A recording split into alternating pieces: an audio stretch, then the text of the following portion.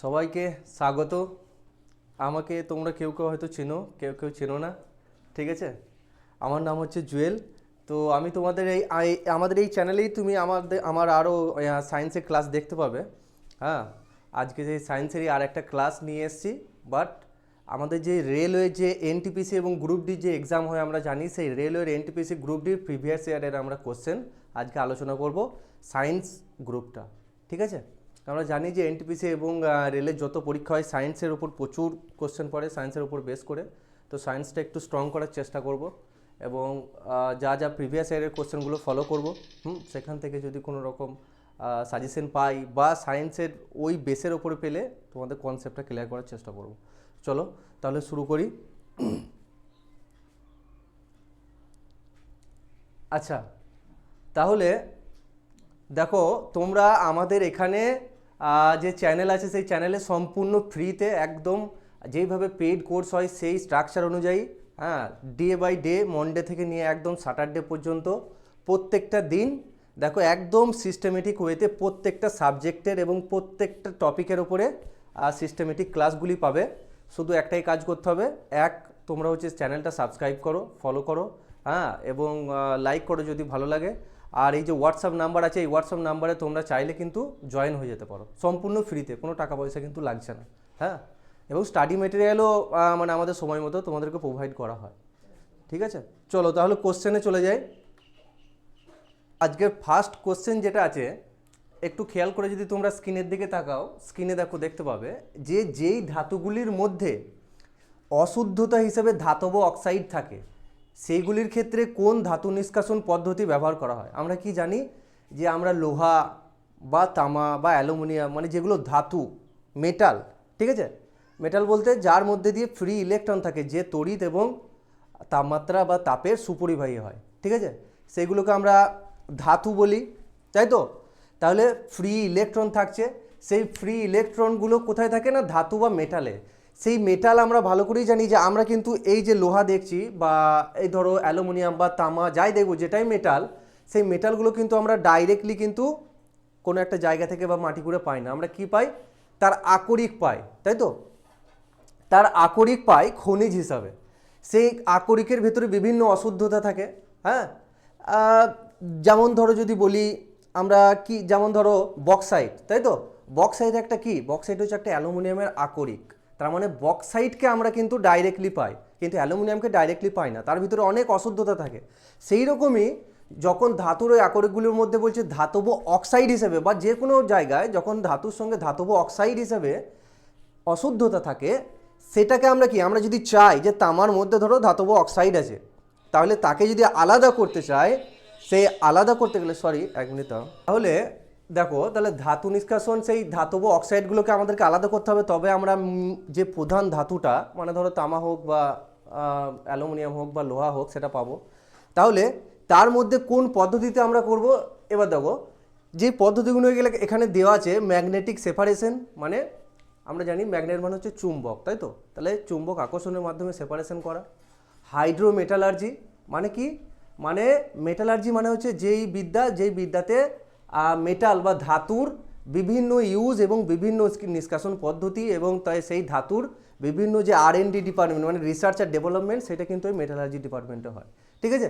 আর এই যে বৈদ্যুতিক পরিশোধন, মানে আমরা জানি যে বৈদ্যুতিক পরিশোধন করা হয় বিভিন্ন পদ্ধতিতে, যেমন ইলেকট্রোলাইসিস প্রক্রিয়া, ঠিক আছে, যে আমরা তড়িৎ প্রবাহ করে সেখান থেকে কোনো একটা জিনিসকে, যেমন ধরো আমরা কি করি, গ্যালভানাইজেশন করি, তাই না, অন্য একটা পদার্থ তার উপরে প্রলেপ দিই, তাহলে সেই বৈদ্যুতিক পরিশোধন।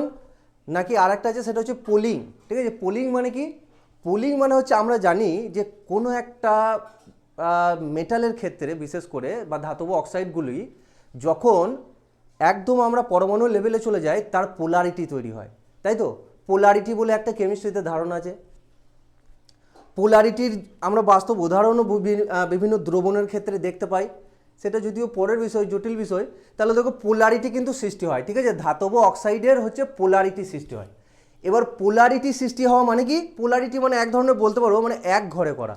ধরো কোনো একটা ফ্যামিলি বা কোনো একটা সমাজে, মানে সমাজের ভিতরে একটা কিছু করলো, তো তোমাদের কোনো মানে পছন্দ নয়, ওরা কিন্তু পোলার বলে না, ওদেরকে পোলারাইজড করে দিচ্ছে। তার মানে কি, মানে ওদেরকে এক সাইডে করে দেওয়া, মানে ও আলাদাভাবে চিহ্নিত হবে যে ওই ফ্যামিলিটা এরকম। বা তাহলে ধাতব অক্সাইডের ক্ষেত্রেও একটা পোলারাইজেশন, একটা পাওয়ার থাকে, সেটা কি না ও নিজে নিজেই সম্পূর্ণ আলাদা চলে যাবে, ওকে দেখি বুঝতে পারবে ও আলাদা, তার মানে ওটা ধাতব অক্সাইড। তাহলে সেই পোলিংয়ের মাধ্যমে কিন্তু ধাতব অক্সাইডের কি করা হয় না আমরা অশুদ্ধটাকে মানে এই ধাতব অক্সাইডটাকে ধাতু থেকে আলাদা করতে পারি। ঠিক আছে, তাহলে চলো এই অ্যান্সারটা আমরা একবার দেখে নিই। পোলিং, হ্যাঁ প্রিভিয়াস ইয়ারের অ্যান্সার যেটা হচ্ছে পোলিং, যে পোলিং বা পোলারিটি যেই পদ্ধতিটা, সেই পোলারিটির মাধ্যমে পোলিংয়ের মাধ্যমে আমরা কিন্তু ধাতব অক্সাইডগুলোকে আলাদা করি। ঠিক আছে, চলো নেক্সট কোশ্চেনে যাব। হ্যাঁ, সালফারের পারমাণবিকতা কত? দেখ অ্যাকচুয়ালি এটা পারমাণবিকতা ঠিক নয়, মানে এখানে বলতে হতো যে সালফার হচ্ছে এইগুলির মধ্যে কোন পারমাণবিক। তো যাই হোক, তো আমরা কি জানি যে বিভিন্ন মৌল, মানে আমাদের যে পর্যায় সারণী যতগুলো মৌল এখনো পর্যন্ত আবিষ্কার হয়েছে, সেই সমস্ত মৌল কিন্তু বিভিন্ন রকম পারমাণবিকতা বা বিভিন্ন রকম পারমাণবিক মৌল হয়। যেমন দ্বিপারমাণবিক, এক পারমাণবিক, মানে তিন পারমাণবিক বা চার পারমাণবিক, পাঁচ পারমাণবিক, আবার কেউ কেউ বহু পারমাণবিকতা দেখায়, তাই তো। এবার পারমাণবিকতা জিনিসটা কি, যে সেটা বা তার অণুগুলো, যেমন আমি যদি তোমাকে বলি যে তুমি এখানে একটা গ্যাস নিলে, গ্যাসটার মধ্যে যদি টেস্ট করো যে কী কী গ্যাস আছে, বিভিন্ন টেস্ট করতে পারো তুমি কেমিস্ট্রিতে, যে কী কী গ্যাস আছে তুমি বিভিন্ন টেস্ট করবে, বলবে স্যার এখানে অক্সিজেন আছে, এখানে হাইড্রোজেন আছে, এখানে নাইট্রোজেন আছে। আমরা জানি বায়ুমণ্ডলে অক্সিজেন, হাইড্রোজেন, নাইট্রোজেন থাকে, ঠিক আছে। কিন্তু তুমি কখনো দেখবে, তুমি কখনোই বাস্তবে বা রিয়ালিটিতে ও হিসাবে পাবে না। ও হিসাবে কখনো দেখেছো গ্যাসকে বা অক্সিজেনকে? কখনো ও হিসাবে তুমি পাবে না। যদি পেতাম তাহলে তাহলে আমরা কিন্তু এই O2 এর ধারণাটাই পেতাম না, কারণ সবসময় ও হিসাবে পেতাম। O2 কেন লিখি আমরা, দেখবে যখনই অক্সিজেন লিখি আমরা কি লিখি O2, সরি। আবার যখন দেখবে হাইড্রোজেন যখন লিখি তখনও দেখবে H2 লিখি। হ্যাঁ, এবার বলবে যে স্যার কখনো কখনো রিয়াকশানে তো ও থাকে বা এইচ থাকে। হ্যাঁ থাকে, রিয়াকশানের ক্ষেত্রে আলাদা বিষয়। যখন তুমি সেটাকে রিয়াকশান করবে তার ভেতরে সে আমরা কি পরমাণুর সংজ্ঞাতেই পেয়েছি যে ডাল্টন, তাই তো। হ্যাঁ, কি বলেছিল যে যখন পারমাণবিক বিক্রিয়ায় অংশগ্রহণ করে মৌলগুলি তখন তারা একক বা পরমাণু হিসাবে ভেঙে যায় এবং সেটা আলাদা জিনিস। কিন্তু যখন আমরা নর্মাল বাস্তবে খুঁজবো, বায়ুমণ্ডলে কিছুটা নিলাম, আমরা কিন্তু O2 হিসাবে পাবো। তার মানে কি, মানে এর পারমাণবিকতা হচ্ছে 2। তার মানে অক্সিজেন কখনোই কিন্তু ও হিসাবে থাকে না, মানে একটা পরমাণু এর থাকে না। এ দুটো অক্সিজেনের পরমাণু মিলে একটা অক্সিজেনের অণু গঠন করে এবং বাস্তবে রিয়ালিটিতে এক্সিস্টেন্স থাকে ওর। তাহলে এই অক্সিজেনের পারমাণবিকতা কত? 2। কেন? কারণ এই দুটো পরমাণু একটা অণু গঠন করে। সেই রকমই সালফারের ক্ষেত্রে বলছে যে সালফারের পারমাণবিকতা কত। এখানে অপশানগুলো তোমরা দেখো, প্রথম অপশানটা আছে বহু পারমাণবিক, মানে ওর অনেকগুলো পারমাণবিকতা আছে। হ্যাঁ, 2, 4, 6, 8 এরকম বলতে চাইছে। বা দেখো দ্বিপারমাণবিক, মানে ওর 2 পারমাণবিক, যেমন অক্সিজেন বললাম, হাইড্রোজেন বললাম। আবার যেমন বলছে এক পারমাণবিক, মানে ওর একটাই পারমাণবিকতা দেখায়। আবার বলছে চতুষ্পারমাণবিক, মানে 4টে পারমাণবিকতা দেখায়। তাহলে দেখো আমরা জানি সালফার মানে হচ্ছে এস, তাই তো। সালফার সালফার কিন্তু 5 পারমাণবিকতাও দেখায়, আবার সালফার কিন্তু 4 পারমাণবিকতাও দেখায়। আবার সালফার কখনো কখনো S6 হিসাবেও এক্সিস্টেন্স করে, কিন্তু S6, ঠিক আছে। তার মানে কি, তার মানে এ কিন্তু অনেকগুলো পারমাণবিকতা দেখায়, তাই সালফারকে বলা হয় বহু পারমাণবিকতা। যেমন আর একটা এক্সাম্পল বলি, যেমন কার্বন, আমাদের এই পৃথিবীতে সব থেকে বেশি ভার্সেটাইল মৌল হচ্ছে কার্বন।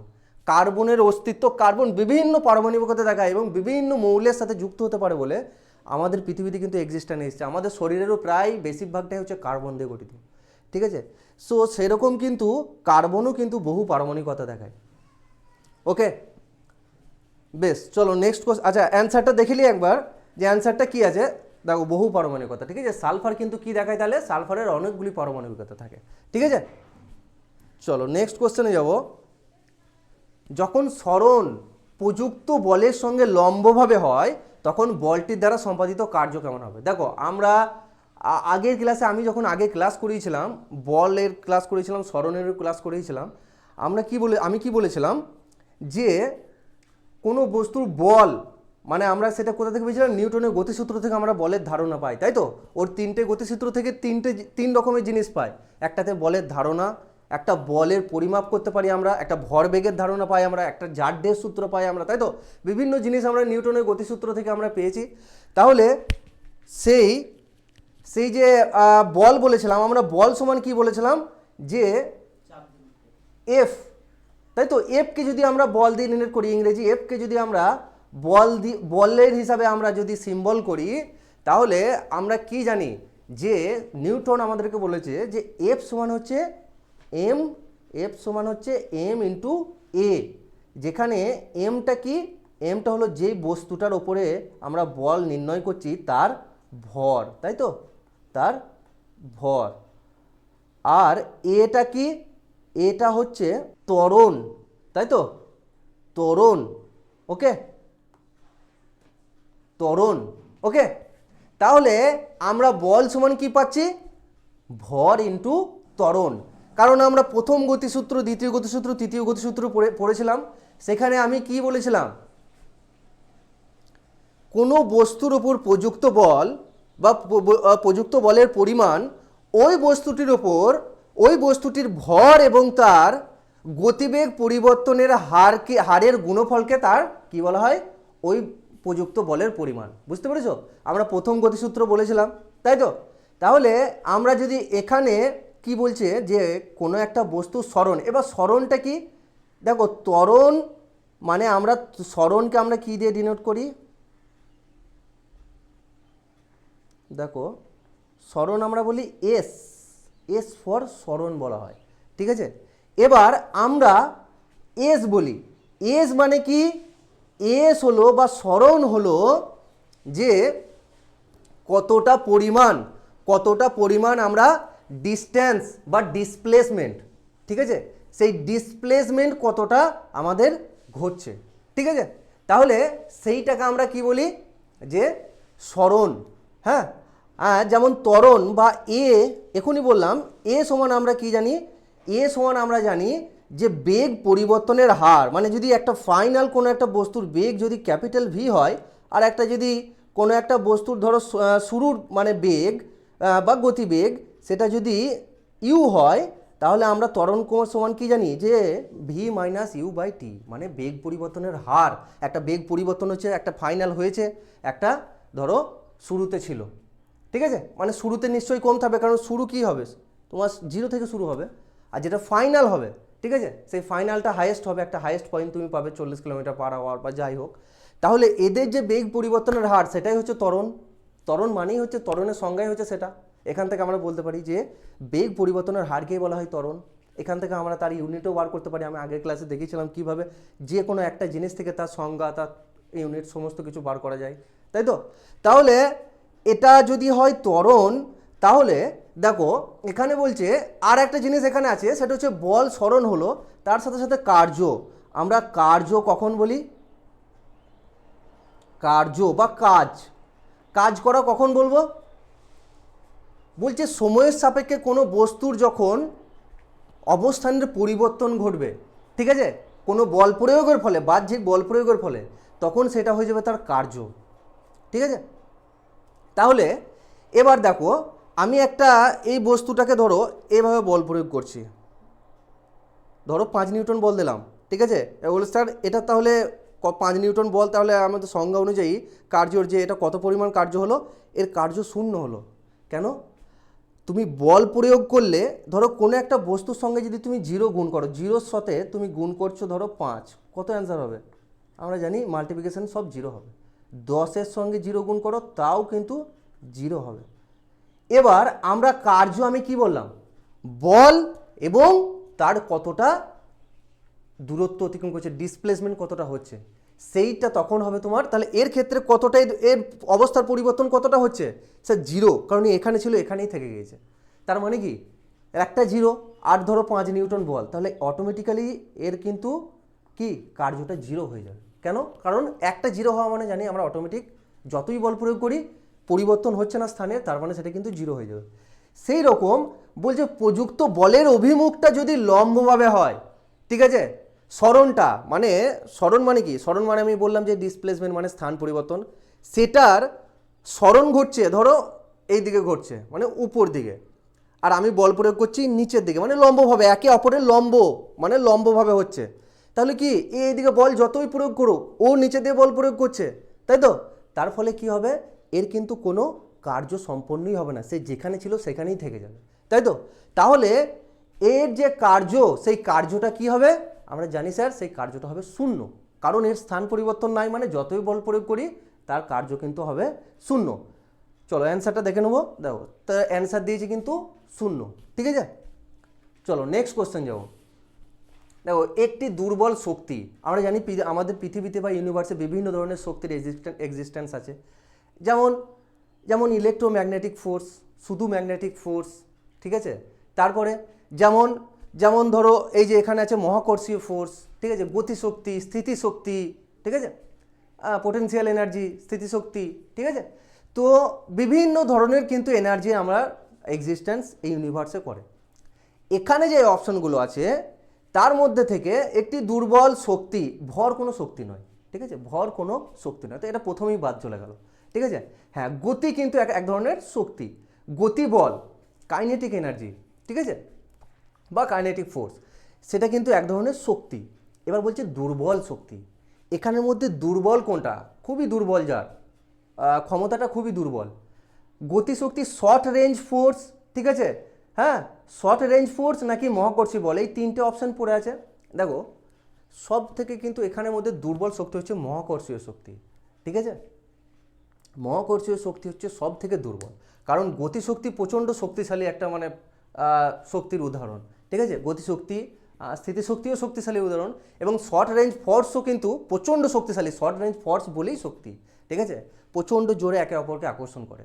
এখানের মধ্যে দুর্বল শক্তি হচ্ছে মহাকর্ষীয় বল, ঠিক আছে, মহাকর্ষীয় বল খুবই দুর্বল, সেই জন্যই কিন্তু বলা যেতে পারে এক ধরনের ইনডাইরেক্টলি যে বিগ ব্যাংয়ের সৃষ্টি হয়েছিল, যদি খুবই শক্তিশালী হতো কেউ কাউকে ছেড়ে যেতই না এবং ইউনিভার্স কিন্তু এক্সপ্যান্ডও হতো না। আমরা জানি সব সময় এখনও প্রতিনিয়ত প্রচণ্ড স্পিডে, মানে আলোর গতির থেকেও স্পিডে কী হচ্ছে না, ইউনিভার্স আমাদের বেড়ে চলেছে, তাই তো, ইউনিভার্স এক্সপ্যান্ড করে চলেছে। তাহলে সেই মহাকর্ষীয় বল কিন্তু খুবই দুর্বল শক্তি, ঠিক আছে। চলো অ্যান্সারটা দেখে নিই। দেখো মহাকর্ষীয় বল হচ্ছে কিন্তু একটা দুর্বল শক্তি, ঠিক আছে। চলো নেক্সট কোশ্চেনে যাব। পর্যায় সারণীর কোন শ্রেণী শূন্য শ্রেণী নামেও পরিচিত? দেখো পর্যায় সারণীতে আমরা জানি যে পর্যায় সারণীতে কতগুলি শ্রেণী আছে, পর্যায় সারণীতে স্যার 18টা শ্রেণী আছে, ঠিক আছে, 18টা শ্রেণী আছে। তাহলে সেই তার মধ্যে শূন্য শ্রেণী কোনটাকে বলা হয়, তাই তো? দেখো আমরা জানি যে পর্যায় সারণীর যে আমাদের যে বিখ্যাত বিজ্ঞানী ছিল মেন্ডেল, সেই মেন্ডেল কী করেছিল না, মৌলগুলোকে, তখনকার টাইমে যেই মৌলগুলো আবিষ্কার হয়েছিল, ঠিক আছে, সেই মৌলগুলোকে ও একটা ছকের আকারে পারমাণবিক ভরের ঊর্ধ্বক্রম অনুযায়ী ছকের আকারে গঠিত করেছিল, এবং যেইগুলো আবিষ্কার হয়নি সেই জায়গাগুলোকেও ফাঁকা রেখে দিয়েছিল যে এখানে আর একটা মৌল ঢুকবে। তার মানে বুঝতে পারছো লেভেলটা কী লেভেলে ছিল ইন্টেলিজেন্সটা। তাহলে সেই রকমই শূন্য শ্রেণী নামে পরিচিত কাকে বলা হয়, যে যেটা হচ্ছে শূন্য শ্রেণী, ঠিক আছে। আমরা জানি যে যেমন হিলিয়াম, হাইড্রোজেন, এই hydrogen, helium, lithium, beryllium, boron, carbon, nitrogen, oxygen, fluorine, তো এই যে পরপর শ্রেণী অনুযায়ী সাজানো, তার মধ্যে থেকে শূন্য শ্রেণী বলা হয় 18 নম্বর শ্রেণীকে। কাকে বলা হয়? 18 নম্বর শ্রেণীকে বলা হয় শূন্য। চলো দেখো 18 নম্বর শ্রেণী হচ্ছে শূন্য শ্রেণী নামে পরিচিত। চলো এটা হচ্ছে কি, একটি বৈদ্যুতিক বাল্বের ফিলামেন্টে 8 মিনিট সময়ের জন্য 0.75 অ্যাম্পার বিদ্যুৎ প্রবাহ টানে, বিদ্যুৎ প্রবাহের মাধ্যমে কত পরিমাণ তড়িৎ আধান চালিত হয়, ঠিক আছে। তাহলে আমরা কি জানি, আমরা একটা ইকুয়েশন ফিজিক্সের তড়িৎ চ্যাপ্টার থেকে পাই, সেটা হচ্ছে যে সময় এবং তড়িৎ আধান এবং প্রবাহ সঙ্গে একটা ইকুয়েশন আছে, সেটা হচ্ছে কি না আই বা তড়িৎ প্রবাহ সমান হচ্ছে কি না কিউ ইন্টু টি, বা তড়িৎ আধান ইন্টু সময়, ঠিক আছে। আর আই মানে হচ্ছে বিদ্যুৎ প্রবাহ বা তড়িৎ প্রবাহ বা কারেন্ট, ঠিক আছে। এই ইকুয়েশন থেকে, ইকুয়েশনটায় আমরা যদি এই মানগুলো বসাই তাহলে আমরা জানতে পারবো যে এর তড়িৎ আধানের পরিমাণ কি হবে এই ম্যাথামেটিক্সটার ক্ষেত্রে, সেটা হবে 360 কুলম, সি ফর কুলম, ঠিক আছে, যেটা হচ্ছে তড়িৎ আধানের একক, ঠিক আছে। আর প্রবাহের একক হচ্ছে অ্যাম্পিয়ার, সময় তো জানো সময়ের একক হচ্ছে সেকেন্ড। ঠিক আছে, চলো অ্যান্সারটা দেখে নিই। এটা হচ্ছে 360 কুলম। ঠিক আছে, চলো নেক্সট কোশ্চেন হচ্ছে 20 কেজি ভরের একটি বস্তু 4 মিটার পার সেকেন্ড স্কোয়ার ত্বরণে গতিশীল, এর ওপর বস্তুর বলের পরিমাণ গণনা করো। তাহলে দেখো কোশ্চেনটা হচ্ছে যে কোনো একটা বস্তু, তার ভরটা আমাদেরকে দিয়ে দিয়েছে, এমটা দিয়ে দিয়েছে, এম ফর ভর, সেটা হচ্ছে কি না 20 কেজি, মানে এসআই পদ্ধতিতে এর ইউনিট দেওয়া আছে। ঠিক আছে, আবার ত্বরণটা দেখবো, এ ফর ত্বরণ বা অ্যাক্সেলারেশন ইংলিশে বলা হয়, সেটাই হচ্ছে ত্বরণ, সেটা হচ্ছে 4 মিটার পার সেকেন্ড স্কোয়ার। এটাও দেখো এসআই দিয়ে দিচ্ছে মিটার পার সেকেন্ড স্কোয়ার, যদি সেন্টিমিটার পার সেকেন্ড স্কোয়ার দিত তাহলে কিন্তু এটাকে আবার এসআই আমাকে কনভার্ট করতে হতো। তাহলে এটা খুবই সোজা অঙ্ক। আমরা কি জানি, আমরা জানি প্রযুক্ত বল, আমরা কি জানি প্রযুক্ত বল এফ সমান এম ইন্টু এ। তাহলে সোজা হিসাব, এম সমান আমরা পেয়ে গেছি 20 কেজি, এক ইউনিট, তাহলে চেঞ্জ করার দরকার নেই, এ সমান 4 মিটার পার সেকেন্ড স্কোয়ার।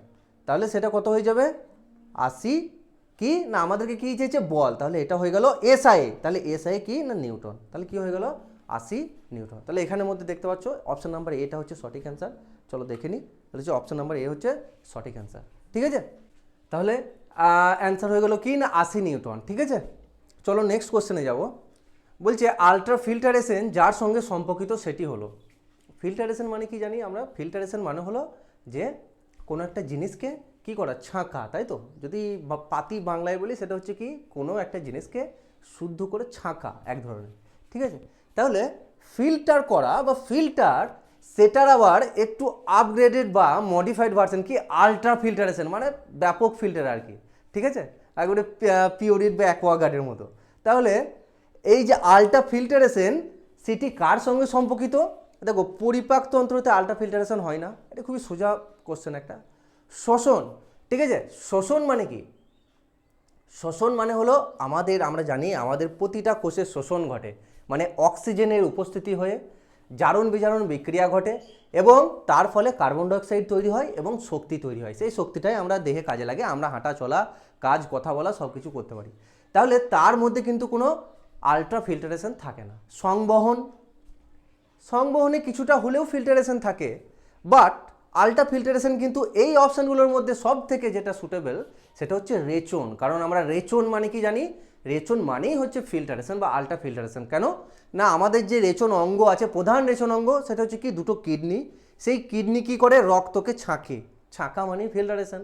কি করে না আমাদের রক্তকে ছাঁকবে, ছেঁকে রক্তে যেই বিশুদ্ধগুলো আছে সেই বিশুদ্ধতাগুলোকে ছেঁকে আমাদের শরীর থেকে বার করবে, কার মাধ্যমে, মূত্রের মাধ্যমে, তাই তো। ঠিক আছে, তাহলে চলো অ্যান্সারটা দেখে নেবো, সেটা হচ্ছে রেচন। ঠিক আছে, রেচন হচ্ছে আলট্রা ফিল্টারেশন দেখায়। চলো নেক্সট কোশ্চেনে যাবো, সেটা হচ্ছে ল্যাকটিক অ্যাসিড সব থেকে সহজে গ্লুকোসিনে রূপান্তরিত হয় যেখানে সেই অঙ্গটির নাম। এখানে একটু আগে অঙ্গ নিয়ে বললাম, আবার দেখো এখানে বলছে যে ল্যাকটিক অ্যাসিড, ল্যাকটিক অ্যাসিড আমরা কিসে পাই না বিভিন্ন খাদ্যতে পাই, যেমন দইতে পাই ল্যাকটিক অ্যাসিড, তাই তো, দইতে প্রচুর পরিমাণে ল্যাকটিক অ্যাসিড থাকে। হ্যাঁ, মৃদু অ্যাসিড এটা একটা, হ্যাঁ জৈবিক অ্যাসিড। সেই ল্যাকটিক অ্যাসিড বলছে কি হয় না আমাদের শরীরে ল্যাকটিক অ্যাসিড গ্রহণ করলাম, ধরো দই খেলাম ল্যাকটিক অ্যাসিড পেলাম, সেই ল্যাকটিক অ্যাসিডটা তো শরীরে আমাদের ডাইরেক্টলি থাকবে না, যেটা আমাদের শরীরে প্রয়োজন সেটাতে রূপান্তরিত করতে হবে। ধরো আমি কিছুটা পরিমাণ আপেল খেলাম বা কিছুটা পরিমাণ খেজুর খেলাম, তাহলে আপেল বা খেজুরটা তো আমার রক্তে মিশবে না, কি হিসাবে মিশবে, হয় তাকে কিসে রূপান্তরিত করতে হবে, হয় কার্বোহাইড্রেট, না হলে তাকে কি ফ্যাট, না হলে তাকে প্রোটিন। এবার সেই খাদ্যটা যার অন্তর্ভুক্ত তাতে রূপান্তরিত হবে। কার্বোহাইড্রেট খাবার তো আমার ফ্যাটে রূপান্তরিত করতে পারবে না আমার শরীর, তাই না। তাহলে এই যে অঙ্গগুলো আছে ল্যাকটিক অ্যাসিডকে কে রূপান্তরিত করে, দেখো ল্যাকটিক অ্যাসিড বা বিভিন্ন ধরনের ওষুধ, ধরো আমার জ্বর হলো আমি ওষুধ খেলাম, ঠিক আছে, বিভিন্ন ধরনের ওষুধ মেডিসিন, হ্যাঁ, বা বিভিন্ন ধরনের ভিটামিন, ঠিক আছে, এই সমস্ত জিনিসগুলোর মধ্যে বেশিরভাগ অংশটা কিন্তু আমাদের কোথায় সংশ্লেষ হয় জানো, সংশ্লেষ মানে এক ধরনের ধরো ওই রূপান্তরিত করা, তাহলে রক্তে মেশানো, সেই সংশ্লেষ কিন্তু আমাদের বেশিরভাগ মেডিসিন, ল্যাকটিক অ্যাসিড, ঠিক আছে, বেশিরভাগ ভিটামিন সেগুলো কিন্তু সংশ্লেষ হয় আমাদের যকৃতে। যকৃৎ মানে হচ্ছে কি না, যেটাকে আমরা বলি পাতি বাংলায় বলি কলিজা, ঠিক আছে, আর বাংলাতে বলি যকৃৎ, ইংরেজিতে বলি লিভার। তাহলে এই যে যকৃৎ, এই যকৃৎ কিন্তু, ঠিক আছে, এই যকৃৎ কিন্তু, সরি আমার পেনটা ফুটছে না, এই যকৃৎ কিন্তু এই সমস্ত জিনিসগুলো সংশ্লেষ ঘটায়, ঠিক আছে। দেখো বৃক্ক কিন্তু, বৃক্ক সংশ্লেষ ঘটায় বিভিন্ন জিনিসের। বৃক্ক একটু আগেই কোশ্চেন একটা হলো, সেটা হচ্ছে কি ফিল্টার করে রক্তকে ছাঁকে। হ্যাঁ, এ কি সংশ্লেষ ঘটায় না, এও ঘটায়। যেমন যেমন এ হচ্ছে সংশ্লেষ ঘটায় হচ্ছে কি জল, জলের সংশ্লেষ ঘটায়, মানে জলকে আবার শোষণ করে। এডিএইচ বলে এক ধরনের হরমোন, অ্যান্টি ডাইউরেটিক হরমোনের ফুল ফর্ম হচ্ছে অ্যান্টি ডাইউরেটিক হরমোন। এই অ্যান্টি ডাইউরেটিক হরমোনের সংশ্লেষ ঘটায়। তারপরে বিলিরুবিন, ঠিক আছে, বিলিরুবিন, বিলিভার্ডিন, বিভিন্ন কিন্তু জৈব যৌগ আছে যারা কিন্তু সংশ্লেষ কিন্তু বৃক্কের মধ্যে হয়, ঠিক আছে। আবার হৃৎপিণ্ড, হৃৎপিণ্ড জানি আমাদের হচ্ছে পাম্প, ঠিক আছে, আমাদের শরীরে পাম্প হচ্ছে হৃৎপিণ্ড, সে কী করে রক্তকে সংবহন করে বিভিন্ন শরীরে ছড়িয়ে দেয়, ঠিক আছে। আবার মস্তিষ্ক, আমরা জানি মস্তিষ্ক মানে তো সবাই জানো, বলার কিছু নেই, হ্যাঁ, যেখান থেকে ভাবছো তুমি যে জিনিসটা কি, সেটাই হচ্ছে মস্তিষ্ক। না, মস্তিষ্ক মানে হচ্ছে আমাদের হেড অফিস, ঠিক আছে, যেখান থেকে সমস্ত জিনিসটা কন্ট্রোল হয়। এখানে বিভিন্ন হরমোনের সংশ্লেষ ঘটে, এখানে বিভিন্ন জিনিসের সংশ্লেষ ঘটে, ঠিক আছে। তো যেমন যেমন একটা উদাহরণ যদি বলি, যেমন একটা উদাহরণ যদি বলি না, এখানে আমাদের এসিটিএইচ আছে, অ্যাডিনোকর্টিকোট্রপিক হরমোন, ঠিক আছে। তারপরে তারপরে যেমন আছে আমাদের আরও বিভিন্ন হরমোন আছে, যেমন হচ্ছে পিটুইটারি গ্রন্থি থেকে হরমোন খরিত হয়, সব কিন্তু মস্তিষ্ক থেকে, ঠিক আছে। আবার আরও আছে বিভিন্ন, যেমন জিটিএইচ গোনাডোট্রপিক হরমোন আছে, যার মধ্যে দুটো আবার আছে, একটা হচ্ছে কি না সোমাটো, একটা হচ্ছে তোমার হচ্ছে মেয়েদের ক্ষেত্রে ফলিকাল স্টিমুলেটিং হরমোন, আর একটা ছেলেদের ক্ষেত্রে হয়, তাই তো। তাহলে বিভিন্ন জিনিস আছে যেটা মস্তিষ্কে সংশ্লেষিত হয়, তার মধ্যে থেকে এখানে কিন্তু এই গ্লুকোসিনে রূপান্তরিত করে কে না, সেটা হচ্ছে যকৃৎ। ওকে, তাহলে চলো দেখো অ্যান্সার ওরা অপশানে নিয়েছে কিন্তু যকৃৎ, ঠিক আছে। চলো নেক্সট কোশ্চেনে যাব। নিম্নোক্ত বিবৃতিগুলির মধ্যে কোনটি বা কোনগুলি সত্য? বিবৃতিগুলি দেখো, নিম্নলিখিত পরিবর্তনীয় বিক্রিয়ার একটি উদাহরণ। পরিবর্তনীয় বিক্রিয়া মানে এই চিহ্নটা যেখানে আছে আমরা জানবো সেটা হচ্ছে কি না পরিবর্তনীয় বিক্রিয়া। তার মানে কি, এদের দুজনকে যদি আমরা সুটেবল পরিবেশে রাখি এবং সেই পরিবেশটা দিই, এ কিন্তু কি হয়ে যাবে, বিক্রিয়া করে অ্যামোনিয়াতে পরিবর্তন হবে। এটা কিন্তু অ্যামোনিয়া, ঠিক আছে, NH3, এটা হচ্ছে অ্যামোনিয়া। অ্যামোনিয়া গ্যাসে কিন্তু পরিবর্তন হবে। আবার ঠিক তার ভাইস ভার্সা, উল্টো সেম পরিবেশ যদি তারা পায়, অ্যামোনিয়া কিন্তু কিসে পরিণত হবে, হাইড্রোজেন এবং নাইট্রোজেন গ্যাসে পরিণত হবে, ঠিক আছে। তো এই যে ভাইস ভার্সা যে বিক্রিয়াগুলো, সুটেবল পরিবেশ পেলে এরা যেমন অন্য একটা মৌলতে পরিবর্তন হচ্ছে বা যৌগতে পরিবর্তন হচ্ছে, সেই যৌগই হবে, সরি মৌল কখনো হতে পারে না, দুটো জিনিস নিয়ে। তো আবার সেই যৌগটা আবার যদি সুটেবল পরিবেশ পায়, আবার ঘুরিয়ে কিন্তু তার ব্যাক পজিশনে আসতে পারবে, সেইগুলোকে বলা হয় কি পরিবর্তনীয় বিক্রিয়া। এটা কিন্তু একটা পরিবর্তনীয় বিক্রিয়ার উদাহরণ, ঠিক আছে। আবার বলছে তাপ বিয়োজন বিক্রিয়া, নিচেরটা যেমন দিয়েছে দেখো, ক্যালসিয়াম কার্বনেট, তাই তো, ক্যালসিয়াম কার্বনেট মানে চুনা পাথর যাকে বলে আর কি, ঠিক আছে। হ্যাঁ, আমাদের বাড়িতে আমরা অনেক দেখি ক্যালসিয়াম কার্বনেট, আশেপাশে বিভিন্ন জিনিস দেখি, তার জন্য না। হ্যাঁ, তাহলে এই যে ক্যালসিয়াম কার্বনেট, তার মধ্যে দিয়ে যদি ইলেকট্রিসিটি মানে ধরো কারেন্ট যদি প্রবাহিত করা হয় এবং সুটেবল পরিবেশ রাখা হয়, তাহলে বলছে ক্যালসিয়ামের অক্সাইড তৈরি হবে, ক্যালসিয়াম অক্সাইড আর কার্বন ডাইঅক্সাইড গ্যাস তৈরি হবে, ঠিক আছে। এটা একটা বিক্রিয়া। এটা তাপ বিয়োজন বিক্রিয়া না, এটা কিন্তু তাপ সংযোজন বিক্রিয়া, তাপ বিয়োজন বিক্রিয়া নয়। তাপ বিয়োজন বিক্রিয়া তাকে বলে যখন কি করা হয় না, কোনো একটা বিক্রিয়ার মধ্যে যখন তাপ কি হবে না, তাপ উৎপন্ন হবে, ঠিক আছে। তাহলে তাপ উৎপন্ন হলে কি হবে, তাপ বিয়োজন বিক্রিয়া। আর তাপ সংযোজন মানে যখন তাপের প্রয়োজন হবে, এখানে দেখো ইলেকট্রিসিটি দিচ্ছে, ইলেকট্রিসিটি মানে এক ধরনের বলতে পারো তাপ বা এনার্জি প্রয়োজন হচ্ছে, তো এটা কিন্তু সঠিক নয়, এটা একটা তাপ বিয়োজন বিক্রিয়ার কিন্তু উদাহরণ নয়। তাহলে দেখো শুধু এটা সত্য, দেখো অপশান নাম্বার ডি যে শুধু এ সত্য, ঠিক আছে। চলো কি দিয়েছে দেখি, হ্যাঁ, যে শুধু এ হচ্ছে সত্য, যে ওটা হচ্ছে পরিবর্তনীয় বিক্রিয়া। চলো নেক্সট কোশ্চেনে যাও। ড্যাশ হলেন বংশগতির সূত্রের প্রবক্তা। এটা খুবই সোজা কোশ্চেন, এটা নিয়ে এক্সপ্লেনেশনে কিছু দরকার নেই। যে আমরা জানি যে বংশগতির ধারক বাহক প্রবক্তা কাকে বলা হয়, সেটা হচ্ছে বিজ্ঞানী, বিখ্যাত বিজ্ঞানী, সেটা হচ্ছে গ্রেগর জোহান মেন্ডেল, ঠিক আছে। না কি করেছিল উনি, না স্যার আমরা জানি ছোট থেকে পড়ে আসছি যে ওই মটর গাছের মধ্যে তাই তো ফিনোটাইপ জিনোটাইপ ধারণা দিয়েছিল, ঠিক আছে।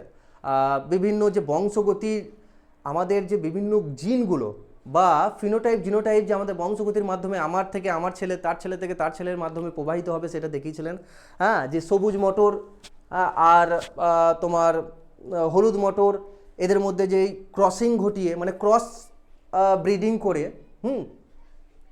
যে নতুন ধরনের উদ্ভিদ, মানে একটা যদি সহজ কথায় বলি, ধরো ধরো কি হলো না, আমার ধরো কোনো একটা জিন নিয়ে হ্যাঁ অন্য আরেকজনের জিনের সঙ্গে সংযোজন করা হলো, যদিও মানুষের ক্ষেত্রে সেটা জটিল, সহজে যদি বলি যে ওরও ধরো কি না জিনোটাইপ হচ্ছে, ফিনোটাইপ হচ্ছে কি না লম্বা, আমারও হয়ে গেল লম্বা, দুজনের মধ্যে জিন হলো, নতুন জীবের সৃষ্টি হলো, সেও কিন্তু কি সৃষ্টি হওয়ার প্রবণতা থাকবে বেশিরভাগ লম্বা, ঠিক আছে। যে এই যে গুণগুলো বহন করে, সেটা যদি ডিটেলসে বলি আরও লম্বাভাবে বলা যায়, তো এটাই হচ্ছে এক ধরনের ধারণা। হ্যাঁ, যে কী কী তৈরি হতে পারে, যদি সহজে বলি ধরো যে ওই যে উনি কী করেছিলেন যে টি টি ইন্টু টি টি, এটা হচ্ছে বেটে বেটে, এটা হচ্ছে কি লম্বা, ঠিক আছে, এটা হচ্ছে লম্বা মটর গাছ। তাহলে এর কি কি জিন তৈরি হতে পারে, 4টে জিন তৈরি হতে পারে। দেখো টি টি টি টি, আবার এর সঙ্গে এটাও টি, হ্যাঁ এর সঙ্গে এ করলে কি হবে টি আর টি, মানে দুটোই স্মল টি। কীভাবে হচ্ছে দেখো, এর একটা জিন তৈরি হবে কি না ক্যাপিটাল টি, এর একটা জিন তৈরি হবে কি না স্মল টি, আবার এর কি জিন তৈরি হবে স্মল, দুটোই স্মল টি। তাহলে এর সঙ্গে যখন এর একবার যখন এর সঙ্গে জোট বাঁধলো কি হলো স্মল টি ক্যাপিটাল টি, এ আবার এর সঙ্গে যখন জোট বাঁধলো কি হলো না দুটোই স্মল টি, মানে এটা হয়ে গেল। আবার এ যখন এর সঙ্গে জোট বাঁধলো, মানে এটা যখন এর সঙ্গে জোট বাঁধলো কি হলো না স্মল টি ক্যাপিটাল টি, আবার এ যখন এর সঙ্গে জোট বাঁধলো দুটোই স্মল টি। তাহলে কি হবে, তাদের যে বাচ্চাটা বা নতুন গাছটা তৈরি হবে তার চান্স থাকবে 50-50, যে 50% চান্স লম্বা হবে, 50% চান্স বেটে হবে, ঠিক আছে। এটাই হচ্ছে ওই যে জোহান মণ্ডল। আরও জটিলে যখন আসবে, মানে শুধু তো লম্বা দেখালাম, এরপর হয়তো কুঞ্চিত মটর কিন্তু সবুজ, আবার কি না গোল মটর কিন্তু লম্বা, তো তখন আরও জটিল বিষয়টা হবে। কিন্তু জিনিসটা বেসিক জিনিসটা এরকম, সেটা সব প্রাণীর ক্ষেত্রেই প্রযোজ্য, আমার মানুষের ক্ষেত্রেও প্রযোজ্য, ঠিক আছে। তো এটা কে বলেছিল, গ্রেগর জোহান মণ্ডল। আর চার্লস ডারউইন তো জানি লেজেন্ড না কি না, উনি আমাদের কি করেছে না আমাদের যে বিবর্তন, তাই না, প্রাণী জগতের যে বিবর্তনের মাধ্যমে সৃষ্টি, সেটা কিন্তু চার্লস ডারউইন বলেছে, ঠিক আছে। তো চলো অ্যান্সারটা আমরা দেখে নেবো, সেটা হচ্ছে কি না গ্রেগর জোহান মেন্ডেল। ওকে, নেক্সট কোশ্চেনে যাব। সেটা হচ্ছে নিম্নলিখিত মৌলগুলিকে তাদের বর্ধনশীল অধাতব চরিত্র অনুযায়ী সারিবদ্ধ করুন। মানে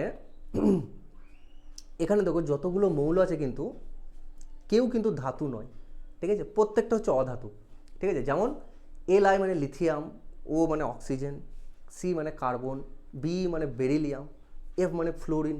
তাহলে এরা কিন্তু সবাই কিন্তু অধাতু, মানে ধাতু নয়, ঠিক আছে। ধাতুর যে গুণাবলী থাকে, যেগুলো বললাম প্রথম শুরুতেই, যে সেই গুণাবলী কিন্তু এদের নেই। এইগুলোর বলছে বর্ধনশীল অধাতব চরিত্র অনুযায়ী, মানে বাড়তে যত টাইম যাবে মানে ইনক্রিজিং, ঠিক আছে, বাড়া ধাতব যে চরিত্র সেটা বাড়বে, মানে ধরো টেন্ডেন্সিটা বাড়বে। সেটা কি সব থেকে কম অধাতব চরিত্র সেটা কার দেখায়, সেটা হচ্ছে লিথিয়াম। সেটা কে দেখায় না লিথিয়াম দেখায়। তারপরে কে না বেরিলিয়াম দেখায়। তারপরে কে না কার্বন দেখায়। তারপর কে দেখায় অক্সিজেন দেখায়। তারপর দেখায় ফ্লোরিন, ঠিক আছে। তাহলে আর কোনো যাওয়ার প্রয়োজনই নেই, প্রথমেই পেয়ে গেলাম, সেটা হচ্ছে লিথিয়াম, বেরিলিয়াম, হ্যাঁ কার্বন, অক্সিজেন, ফ্লোরিন। ফ্লোরিন হচ্ছে সব থেকে বেশি অধাতব চরিত্র দেখায়। চলো অ্যান্সারটা দেখে নেবো, lithium, beryllium, carbon, oxygen, fluorine, বর্ধনশীল অধাতব চরিত্র। চলো নেক্সট কোশ্চেনে যাবো। নিচের কোনটি শক্তির পুনর্নবীকরণযোগ্য উৎস নয়? পুনর্নবীকরণযোগ্য মানে হচ্ছে এর ইংলিশটা অনেক বেশি ইজি বাংলার থেকে, সেটা হচ্ছে কি না রিনিউয়েবল সোর্স নয়, ঠিক আছে, উৎস নয়। তাহলে রিনিউয়েবল সোর্স নয় এগুলোর মধ্যে কোনটা? রিনিউয়েবল মানে হচ্ছে যেটাকে আমরা কি রিনিউ করতে পারবো, মানে শেষ হয়ে গেলে আবার কিন্তু কি করতে পারবো, আবার সেটাকে তৈরি করতে পারবো। এরকমের মধ্যে নয় বলেছে, চাইনি কিন্তু নয় বলেছে। এগুলোর মধ্যে কিন্তু ভূতাপীয় শক্তি, সেটা তো আমরা তৈরি করি না, সেটা শেষ হলে আবার পেয়ে যাব। জলবিদ্যুৎ, আমরা জলবিদ্যুৎও কি জাস্ট ইউজ করি, আমরা কিন্তু তৈরি করি না। জৈব ভরও তৈরি করি না, ঠিক আছে। তাহলে কি আমরা তৈরি করি বা শেষ হয়ে যাবে, সেটা হচ্ছে গ্যাসোলিন। গ্যাসোলিন মানে হচ্ছে কি না, গ্যাসোলিন মানে হচ্ছে পেট্রোল, ঠিক আছে। সেই পেট্রোল কিন্তু কি বলা হয় না যে 50 বছরের মধ্যেই কিন্তু পেট্রোল, যত পেট্রোলিয়াম সব উঠে যাবে, বা 60, 70, 80 বছরের মধ্যে সব পেট্রোল শেষ। তাহলে এই যে পেট্রোল শেষ হয়ে যাচ্ছে, তার মানে একে কিন্তু আমরা রিনিউ করতে পারবো না। তাই রিনিউয়েবল নয়, নন রিনিউয়েবল বা যেটাকে বলা হয় পুনর্নবীকরণযোগ্য নয়। তাহলে অ্যান্সার কি হবে, গ্যাসোলিন, ঠিক আছে। চলো অ্যান্সার দেখে নেবো, সেটা হচ্ছে কি না, গ্যাসোলিন। ওকে, চলো নেক্সট কোশ্চেনে যাব। সেটা হচ্ছে মেঝের টাইলস তৈরি করতে ড্যাশ পলিমার ব্যবহার করা হয়।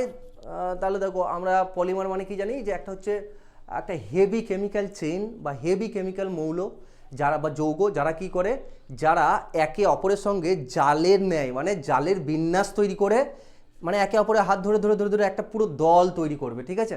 ছোটোখাটো না, বৃহৎ শৃঙ্খলা একটা তৈরি করতে পারে, তাদেরকে বলা হয় পলিমার। তাহলে সেই যে পলিমার আমরা দেখছি, যেমন যেমন পলিমার বিভিন্ন উদাহরণ দেওয়া যেতে পারে, এখানে অনেক দেখো 3-4টে দিয়ে রেখেছে। নাইলন, ঠিক আছে, পিভিসি, কার্বোনাইল, টেফলন, ঠিক আছে। বা আমাদের যে লরির টায়ারগুলো বা বাসের টায়ারগুলো দেখি, মানে বুনাইন, এই সমস্ত রাবার, তো বিভিন্ন পলিমার দেওয়া যেতে পারে। বা যদি প্রাকৃতিক পলিমার বলি, যেমন হচ্ছে ধরো প্রাকৃতিক রাবার, ঠিক আছে, মানে গাছের যে আঠা, গোদ যেটা বেরোয়, হ্যাঁ সেটা। তাহলে এর মধ্যে মেঝের টাইলস, আমরা জানি আমাদের বাড়িতে এখন অনেকের বাড়িতে টাইলস লাগানো থাকে, সেই টাইলস চকচক করে, সেই টাইলসটা কী থেকে তৈরি হয়, মার্বেল কিন্তু আমরা তৈরি করি না। মার্বেল কি হয় না, ন্যাচারালি, ওটা কিন্তু ন্যাচারালি পাওয়া যায়। আমরা পাহাড় কেটে মার্বেল কিন্তু বার করে নিয়ে আসে, কিন্তু তৈরি করি কি, টাইলস তৈরি করি। তাহলে সেই টাইলসটা কি থেকে তৈরি করা হয়, সেটা তৈরি করা হয় কিন্তু কি না, পিভিসি নামক এক ধরনের পলিমার থেকে। পিভিসি পলিমার থেকে, যাকে কি বলা হয় না, পলিভিনাইল ক্লোরাইড, ঠিক আছে। মানে ক্লোরিনের একটা পলিমার, ঠিক আছে, ভিনাইল ক্লোরাইড, ঠিক আছে, সেইটাই পলি মানে পলিমার, ঠিক আছে। সেই ভিনাইল ক্লোরাইডের পলিমার আমরা ব্যবহার করে থাকি। আবার আরও বিভিন্ন জায়গায় আমরা পিভিসি ব্যবহার করে থাকি, বিভিন্ন দ্রব্য, মানে প্লাস্টিক জাতীয় দ্রব্য তৈরি করতে আমরা পিভিসি ব্যবহার করে থাকি, ঠিক আছে। পিভিসির বিভিন্ন রাবার টাইপের জিনিস তৈরি হয়, তো বিভিন্ন জায়গায় পিভিসি ইউজ হয়। নাইলন তো আমরা জানি, নাইলন দিয়ে আমরা কি করি, বিভিন্ন জিনিস তৈরি হয় নাইলনেও, ঠিক আছে। কার্বোনাইল হচ্ছে খুবই একটা শক্ত পলিমার, খুবই শক্ত, মানে কার্বোনাইল ধরো সেই এয়ারক্রাফটে বা বিভিন্ন জায়গায় যে আমরা দড়ি টাইপের জিনিস তৈরি করি, হ্যাঁ, দেখবে স্পেস শিপের সঙ্গে দেখবে ওরা যারা অ্যাস্ট্রোনট থাকে তারা কিন্তু লেগে থাকে সেই কার্বোনাইল, সেই সমস্ত জিনিস। টেফলন আমরা জানি, টেফলন থেকে বিভিন্ন জিনিস তৈরি হয়। তাহলে এই যে পিভিসি বা পলিভিনাইল ক্লোরাইড, সেটা কিন্তু ব্যবহৃত হয়। চলো অ্যান্সারটা দেখে নেবো, সেটা হচ্ছে পিভিসি বা পলিভিনাইল ক্লোরাইড, ঠিক আছে। নেক্সট কোশ্চেনে যাবো, সেটা হচ্ছে ধরুন একটি বৈদ্যুতিক বাতির রোধ 40, আচ্ছা এটা কোশ্চেনটা তোমাদের যাই হোক কিছু ব্যাপার আছে হয়তো, তো এটা কিন্তু তোমাদের কোশ্চেন নেই। হ্যাঁ, নেক্সট কোশ্চেন যাবো। দেখো এখানে একটু তবু বলে দিই, সেটা হচ্ছে যে এখানে রোধ দিয়ে দিয়েছে প্রবাহী এত ভোল্ট, মানে তোমাদের কি দিয়ে দিয়েছে, ভি বা তড়িৎ বিভব প্রভেদটা দিয়ে দিয়েছে। কি বলেছে, শ্রেণী সমবায়। দেখো রোধ শ্রেণী সমবায় বার করতে গেলে আমরা কি জানি, যখন তার ফাইনাল রোধ বার করবো, আই আর সমান কি না, আই আর সমান হচ্ছে I by small r one by, ওই আই নয় sorry, 1 by small r two plus 1 by small r three. এরকমভাবে যতগুলো তুমি সমান্তরাল সমবায় যুক্ত করবে, সেই সমস্তটা হচ্ছে যোগফল, ইনভার্সের যোগফল, সেটা হচ্ছে কি না, তার ফাইনাল বা নেট রোধের সমান। তো দেখো এখানে দেখো ইনভার্স মানে কি, 1 বাই আর ওয়ান মানে কমে যাচ্ছে। তো এখান থেকে আমরা ধারণা করতে পারি শ্রেণী সমবায় হলে কিন্তু রোধ কমে যায়, তাই কি হয়, কারেন্টটা বেশি ফ্লো হয়। এই জন্য আমাদের সমস্ত বাড়িতে যে সমস্ত জায়গায় আমরা দেখি এই যে কানেকশন, এগুলো কিন্তু সব শ্রেণী সমবায় যুক্ত থাকে। কেন না, আমরা চাই যাতে কারেন্টটা কম খরচা হোক, আমরা বেশি করে আলো জ্বালাতে পারি। আর শ্রেণী সমবায় এটা হচ্ছে সমান্তরাল সমবায়। আর শ্রেণী সমবায়টা কি, আমরা জানি ফাইনাল রোধ সমান হচ্ছে R1 plus R2 plus R3, এইভাবে কিন্তু চলতে থাকবে ডট ডট ডট ডট করে যতগুলো তুমি জয়েন করবে। তাহলে এখানে আমরা দেখতে পাচ্ছি শ্রেণী সমবায় যদি যুক্ত করি, তাহলে কিন্তু রোধটা তাদের সমষ্টির সঙ্গে যুক্ত ফল হয়, মানে আর যে ফাইনাল যেটা পাবো আমরা, যত রোধ আছে মানে ধরো 4টে বাল্ব লাগিয়েছো 4টে তারের, সেই 4টে তারের রোধ কিন্তু একসাথে যুক্ত হয়ে যাবে, মানে অবভিয়াসলি বেড়ে যাবে। আর আমরা কি জানি রোধ বাড়লে কি কমে যায় না কারেন্ট অবভিয়াসলি কমে যাবে, কারণ আমরা কি জানি যে ভি সমান হচ্ছে কি না আই ইন্টু আর, মানে ভোল্ট মানে হচ্ছে কি তড়িৎ প্রবাহ ইন্টু রোধের গুণফল, তাহলে ভোল্ট কমে যাবে, ভোল্ট কমে যাওয়া মানে আমাদের কি না কারেন্ট বেশি খরচা হবে যদি আমরা সেই একই পরিমাণ আলো চাই। তো এটা একটা কনসেপ্ট, চলো এটা যদিও নেই তোমাদের একটু এক্সট্রা বলে দিলাম। নেক্সট কোশ্চেনে যাব, সেটা হচ্ছে যে সর্বাধিত গতিসূত্রের প্রবক্তা হলেন। দেখো গতিসূত্র মানেই চোখ বুঝে বলে দিতে পারো মোটামুটিভাবে, সেটা হচ্ছে নিউটন, কারণ গতিসূত্রের ধারণাগুলো বেশিরভাগটাই নিউটন দিয়েছে, প্রথম গতিসূত্র, দ্বিতীয় গতিসূত্র, তৃতীয় গতিসূত্র। এখানে কিন্তু এক্সপ্লেনেশনে কিছু দরকার নেই, সেটা হচ্ছে কী হবে না নিউটন। ডাল্টন তো জানো পরমাণুবাদ, ডাল্টনের পরমাণুবাদ দিয়েছে, ঠিক আছে। গ্যালিলিও বিখ্যাত বিজ্ঞানী, ঠিক আছে, গ্যালিলিও প্রচণ্ড আবিষ্কার আছে, হ্যাঁ। বিজ্ঞানী থমসন, সেও ইলেকট্রন প্রোটন এই সমস্ত জিনিসের সঙ্গে রিলেটেড। চলো নেক্সট কোশ্চেন যাব। একটি ভেক্টর পরিমাণের উভয় মাত্রা এবং দিক আছে, একটি স্কেলারে শুধুমাত্র মাত্রা আছে এবং কোনো দিক নেই, নিচে প্রদত্ত কোনটি একটি স্কেলার পরিমাণ? দেখো ভেক্টর রাশি আর স্কেলার রাশি দু ধরনের রাশি হয়। ভেক্টর মানে যার মান এবং অভিমুখ দুই আছে, মানে ম্যাগনিটিউড এবং ডাইরেকশন দুই আছে, কোন দিকে কাজ করছে কোন আর কত পরিমাণ দুটোরই কিন্তু ভ্যালু আছে। আর স্কেলার মানে যার শুধু মান আছে, যার কোনো অভিমুখ নেই। এখানের মধ্যে দেখো সরণের কিন্তু অভিমুখ আছে মানও আছে, বলের কিন্তু অভিমুখ আছে মানও আছে, ভরবেগের অভিমুখ আছে মান আছে, শুধু নেই কার চাপ। চাপ একটি কি স্কেলার রাশি। চলো অ্যান্সারটা দেখে নেব, সেটা হচ্ছে চাপ একটি স্কেলার রাশি। চলো নেক্সট কোশ্চেনে যাই। জৈব বিবর্তনকে বর্ণনা করা হয়, দেখো জৈব বা বিবর্তন বা যে ন্যাচারাল যে এভলিউশন ঘটে সেটাকে বর্ণনা করা হয় কার মাধ্যমে? এখানে অপশানগুলো যদি দেখি, জিন ফ্লো, জেনেটিক ড্রিফট আর অর্জিত বৈশিষ্ট্যের উত্তরাধিকার সূত্রে বা হিসাবে, ঠিক আছে। দেখো জৈব বিবর্তন মানে আমাদের শরীরের যে জৈব বিবর্তন, মানে ধরো এরকম হলো যে আর তিন চারটে জেনারেশন পর হয়তো দেখা গেলো মানুষের ডানা তৈরি হয়ে গেল, ঠিক আছে। তো সেই ডানা শুরু হওয়া সেটা হচ্ছে কি তার জৈবিক পরিবর্তন ঘটেছে বা বিবর্তন ঘটেছে। সেই জৈব বিবর্তন কিন্তু সহজে ঘটে না এবং খুব একটা সহজ জিনিসও নয়। তাহলে সেইটা কিভাবে হয় যদি খুবই শর্টে বলি, ধরো কি হলো না আমার একটা কোনো জিনিস, ধরো আমি কি করলাম আমার শরীরে কোনো একটা জিনিস আমি ইউজ করা ছেড়ে দিলাম, ঠিক আছে। ধরো হাতটা আমি ইউজ করছি না, বাঁ হাতটা আমি ইউজ করা ছেড়ে দিলাম, তাহলে কি হবে যে এই ইনফরমেশনগুলো আমরা কি জানি যে ডিএনএ হচ্ছে স্টোর হাউস অফ ইনফরমেশন। তাহলে এই ইনফরমেশনগুলো কোডিংয়ের আকারে কি হলো না আমার ডিএনএতে জমতে থাকবে, কিন্তু ডিএনএ অত সহজে কিন্তু কি করে না অ্যাকসেপ্টেন্স নেয় না। তাহলে কি করলো আমি ইউজ করলাম না, কিন্তু আমার ছেলেরও কিন্তু সে কিন্তু ডান হাতে ইউজ করলে কিন্তু যাকা তাই থেকে গেল, সেও ইউজ করলো না, তার ছেলেও কিন্তু ইউজ করলো না। ওই ইনফরমেশনগুলো তখন কি এমন কোডিং হিসাবে থাকবে যেগুলো দেখা গেল ইরোর হিসাবে অ্যাকসেপ্টেন্স হলো, ঠিক আছে। মানে আমার শরীরে এই ইনফরমেশনগুলো দিচ্ছে যে এটা কোনো ইউজই নেই আমার শরীরে, তখন কি হলো ওই ইনফরমেশনগুলো ওই গুণটা দেখা গেল আমার শরীরে যখনই কি হয় না ক্রোমোজোমের আমরা জানি যখন নতুন ভেঙে আমার নতুন ডিএনএ তৈরি হচ্ছে, দেখা গেল ওই ইরোরটাকে আমার ডিএনএ বা আমার জিনটা কি করে নিল না অ্যাকসেপ্টেন্স করে নিল, মানে কি হলো আমার বিবর্তন ঘটে গেল, মানে ন্যাচারাল সিলেকশন যেটাকে বলে, ঠিক আছে। প্রাকৃতিক নির্বাচন করলো, কোনো ইরোর বা ভুল, মানে আমাদের মানুষের সৃষ্টি হয়েছে সায়েন্স অনুযায়ী কিন্তু ইরোর থেকে বা ভুল থেকে, মানে ভুল ঘটেছে বলে আমরা মানুষ হয়েছি, বলা হয় যে বান্দর জাতীয় শ্রেণী থেকে আমাদের মানুষের সৃষ্টি হয়েছে অ্যাকর্ডিং টু সায়েন্স। তাহলে সেটা কিন্তু কি না ভুল ঘটা থেকে ইরোর থেকে কিন্তু কোনো একটা জীবের পরিবর্তন হয়, মানে আমরা মানুষ হয়েছি মানে এমনটা নয় যে ধরো সায়েন্স অনুযায়ী যে আমরা কোনো একটা বিরাট ভালো কিছু ঘটেছে, না আমাদের জীবের ভেতরে ভুল ঘটেছে, ইরোর ঘটেছে, তাই কিন্তু কি হয়েছে না আমাদের বিবর্তন ঘটেছে। তাহলে সেই ভুলটা যখন আবার আমাদের জীব অ্যাকসেপ্ট করে নেবে, মানে ভুলটাকে অ্যাকসেপ্ট করে নিল, তখন দেখবে আমি ধরো একটা ভুল করলাম, আমি কি করলাম আমি সবসময় চাইবো ভুলটাকে কিন্তু অ্যাকসেপ্ট করে নিলে যে ওইটাই ঠিক। ধরো আমার পাওয়ারফুল আমি, তো আমি কি করলাম সমাজে এমন ছড়িয়ে দিলাম যে আমার ভুলটাই ঠিক, 5-7টে জেনারেশন পর ওই ভুলটাই কিন্তু সবাই মানতে লাগবে ঠিক, ঠিক আছে। তখন আর কারো মনে থাকবে না যে ও ভুল হিসাবে শুরু করেছিল, যেহেতু আমার ক্ষমতা আছে সমাজে আমার প্রভাব প্রতিপত্তি আছে আমি করে দিলাম। ঠিক সেরকম ডিএনএ যখনই ইরোরটাকে অ্যাকসেপ্ট করে নেবে যে অ্যাজ এ ঠিক, তখনই সেটাকে বলা হয় ন্যাচারাল সিলেকশন বা প্রাকৃতিক পরিবর্তন। আর ন্যাচারাল সিলেকশন যখনই ঘটবে সেটা হচ্ছে বিবর্তনের শুরুয়াত, মানে তার পরবর্তী জেনারেশন থেকে কিন্তু সেটাই হচ্ছে তার সঠিক গুণ, তখন আর সেটা ভুল নয়। তাহলে জৈব বিবর্তনের কি বর্ণনা করে, সেটা হচ্ছে প্রাকৃতিক নির্বাচন হিসাবে। ওকে, ন্যাচারাল সিলেকশন বা প্রাকৃতিক নির্বাচন। চলো অ্যান্সারটা দেখে নিই, সেটা হচ্ছে কি না প্রাকৃতিক নির্বাচন বা ন্যাচারাল সিলেকশন হিসাবে। ঠিক আছে, চলো নেক্সট কোশ্চেনে যাব। যেই উদ্ভিদগুলি সুবিন্যস্ত পথিকৃত কলা থাকে, যেখান থেকে পর্যায়ক্রমে বীজ উৎপন্ন হয়, সেই উদ্ভিদগুলোকে বলা হয়, দেখো এটা যারা জানে খুবই সহজ বিষয়, না জানলে একটু তোমাদেরকে এগুলো একটু মুখস্থ করতে হবে।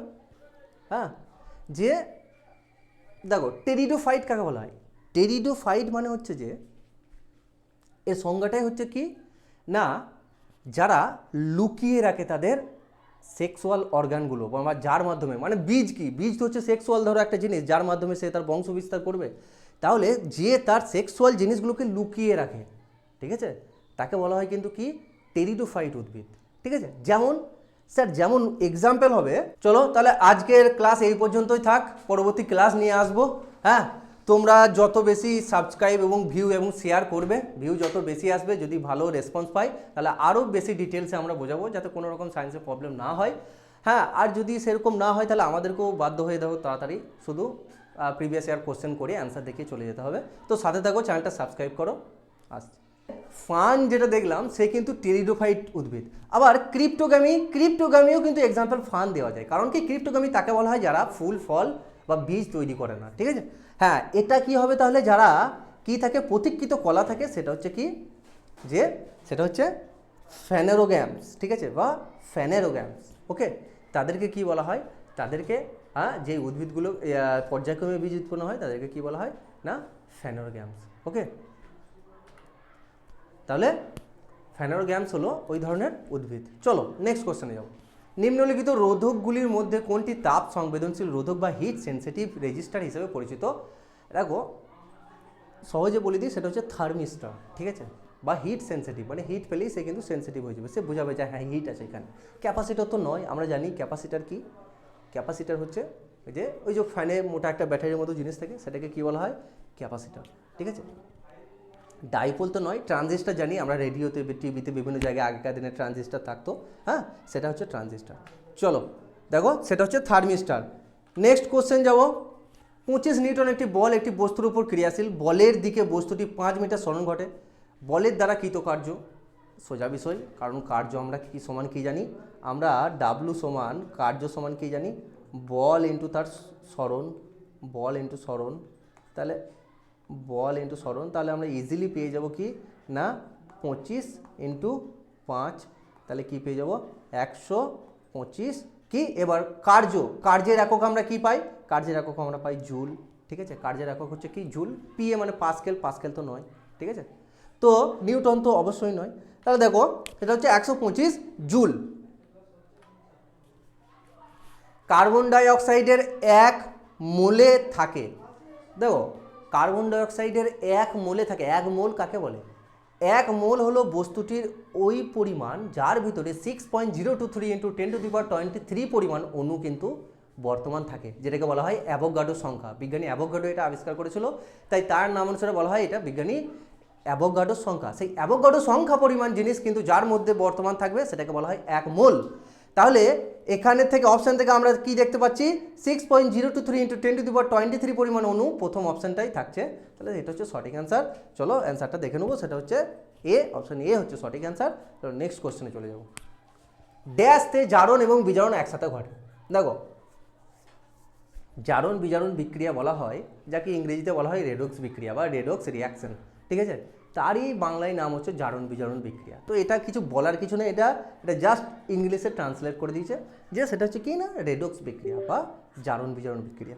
ওকে, চলো দেখো রেডক্স বিক্রিয়া হচ্ছে জারণ বিজারণ বিক্রিয়া। ওকে, চলো 5 মোল জলের ভর কত? আচ্ছা দেখো 5 মোল, আমি একটু আগে বললাম মোল মানে কি, মোল মানে হচ্ছে যে পরিমাণ ভরের ভিতরে অ্যাভোগাড্রো সংখ্যক অণু মানে 6.023 × 10⁻23 পরিমাণ অণু বর্তমান থাকবে তাকে তার 1 মোল বলবে। ঠিক আছে, এখানে বলছে 5 মোল। এবার 1 মোল মানে কি, তার আণবিক ভর। এবার সেটা কি বলেছে, জল, জলের সংজ্ঞা কি আমরা জানি H2O। তাহলে এখান থেকে আমরা কি বলতে পারি, জলের আণবিক ওজন আমরা কত পাই? স্যার এখানে হাইড্রোজেন আছে আর অক্সিজেন আছে, ভাঙতে হবে তোমাকে, বার করতে গেলে কিন্তু ভাঙতে হবে। তাহলে এখানে হাইড্রোজেনের আণবিক ওজন কত, 1, মানে এটা কত পেলাম 1। দুটো আছে তাহলে আমরা দুটোর ক্ষেত্রে কত পাবো, 1 + 1 মানে 2, তাই তো? দুটো হাইড্রোজেন আছে তাহলে এর আণবিক ওজন 2। আর অক্সিজেনের আণবিক ওজন বা আণবিক ভর যাকে বলা হয় সেটা কত, সেটা হচ্ছে স্যার অক্সিজেনের আণবিক ওজন বা ভর হচ্ছে কি না, সেটা হচ্ছে স্যার 18, 16, ঠিক আছে? তাহলে সেটা হচ্ছে কত না 16, আমরা জানি আণবিক ওজন হচ্ছে অক্সিজেনের 16। তাহলে জলের টোটাল আণবিক ওজন আমরা কত পাবো, সেটা হবে স্যার 2 + 16, 18, ঠিক আছে? তাহলে 18 হয়ে গেল। তাহলে 18 যদি আণবিক ওজন হয়, 18টা কি, 18টা হচ্ছে সেই পরিমাণ ভর যার ভিতরে 6.023 × 10⁻23 পরিমাণ জলের অণু বর্তমান, ঠিক আছে? কিন্তু এখানে বলছে 5 মোল, এটাতে বলে 1 মোলের সংজ্ঞা, যে 6.023 মানে 18 পরিমাণ, 18 গ্রাম যে ভর। 5 মোল মানে কি, সিম্পল। তাহলে 5 মোল মানে 1 মোল যদি 18 হয়, 5 মোল কত হবে, 18 × 5, তাহলে কত হয়ে যাবে 90 ইউনিট। এখানে কিন্তু গ্রাম ট্রাম নয়, ইউনিট। কেন? কারণ এটা মোল বোঝাচ্ছে, ঠিক আছে? মোলের ভর বা আণবিক ভর। ওকে, তাহলে এত ইউনিট হবে। তাহলে কত হলো, অপশন নাম্বার এ, ঠিক আছে? অপশন নাম্বার সি, 18 × 5 = 90, ঠিক আছে? Option number C. চলো অ্যান্সারটা দেখে নিই। হ্যাঁ, 18 × 5 = 90, ঠিক আছে?